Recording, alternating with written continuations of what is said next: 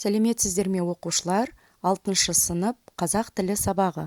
Сабақтың тақырыбы 9-10 сабақ сулы жер, нулы жер. Оқу мақсаты тыңдалған мәтіннің мазмұнын түсіну, детальды ақпаратты анықтау, сөйлемдегі есімдіктің қызметін түсіну, есімдікті зат есім, сын есімнің орнына қолдану. Ендеше оқушылар, ертіс өзені туралы бейне жазбаға назар аударайық. Ертіс солтүстік мұзды мұхит алабына жатқан өзен, Об өзенінің сол жақ саласы. Қазақстан жерінде Шығыс Қазақстан, Павлодар облыстары арқылы ағады. Бастауын Алтай тауларының сілемі Бесбоғда тауынан алады. Зайсан көліне дейінгі бөлігі Қара ертіс, көлден төмен қарай Ақ ертіс немесе ертіс деп аталады. Арнасы бастау жағында негізінен қар, мұз суымен, орта және төменгі ағыстарында қар, жаңбыр және жер асты суымен толығады. Алабы Алтай тауларының оңтүстік батысын, Тарбағатайдың солтүстік батыс баурайын, Сарыарқаның солтүстік шығысын, Ресей жерінде батыс Сібір жазығы мен шығыс Орал етегін қамтиды. Ертісті бойлай кеме қатынасы бар. Басты кемежайлары Өскемен, Семей, Павлодар, Омбы, Тобыл, Ханты-Мансийск қалалары. 1953 жылы Ертісте Өскемен су электр станциясы салынған.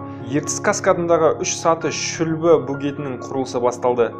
Ертіс алабының су энергетикалық ресурстарын игеру жылына 30 миллиард квадрат сағатқа дейін электр энергиясын бере алады. Ертістің суы орталық Қазақстанды сумен қамтамасыз етуге және суландыруға арналған Ертіс Қарағанды каналын қоректендіруге пайдаланылады.